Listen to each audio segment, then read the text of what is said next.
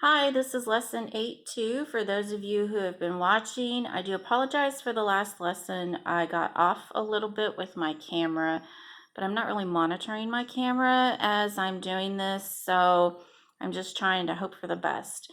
Hopefully this one will work out a little better. Today's lesson is on multiplying a polynomial by a monomial. There's no vocabulary, so we'll get started.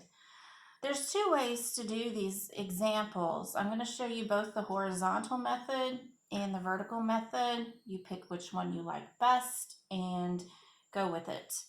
I'm going to start out with the horizontal method.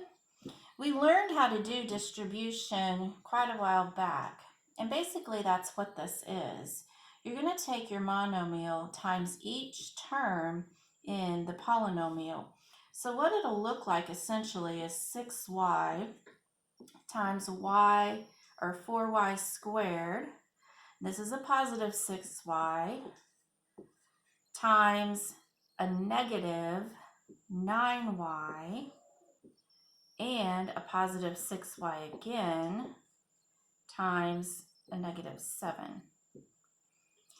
Eventually you'll get to the point where you don't have to write this step out, but I did want to show you what it's going to look like this time.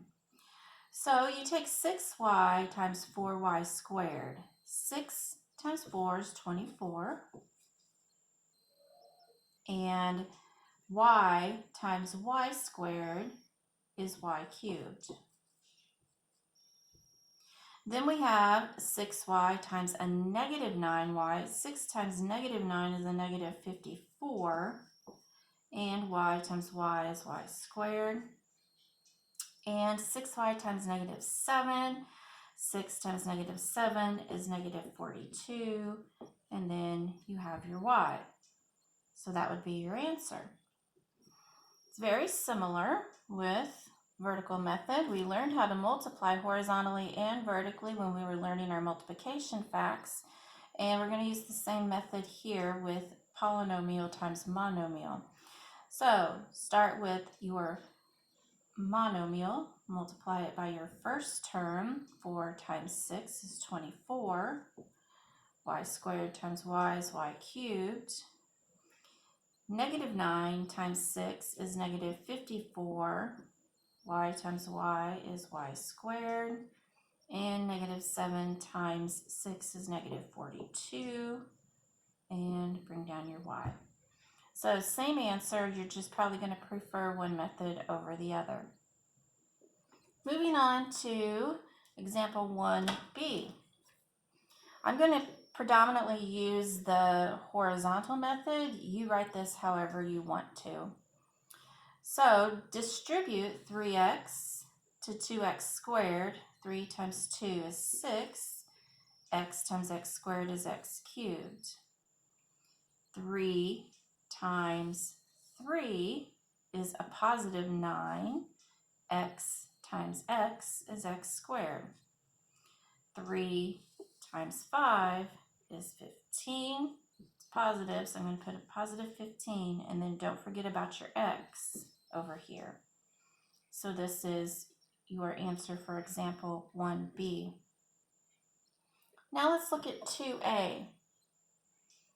This is taking problems like we had in example 1 and putting them together.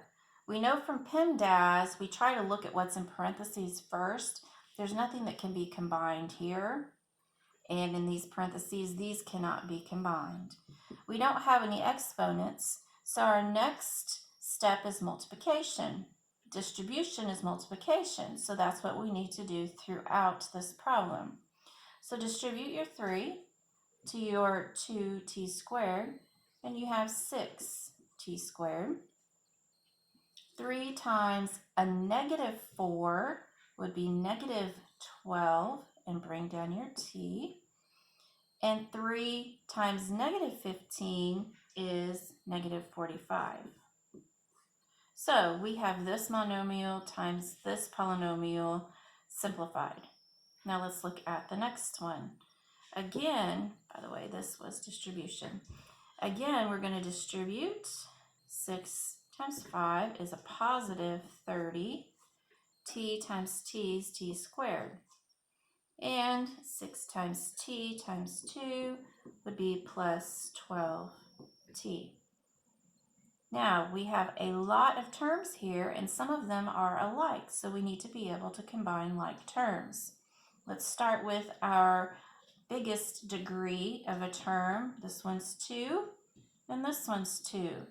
Combine them, we have 6t squared and 30t squared, which would give you 36t squared.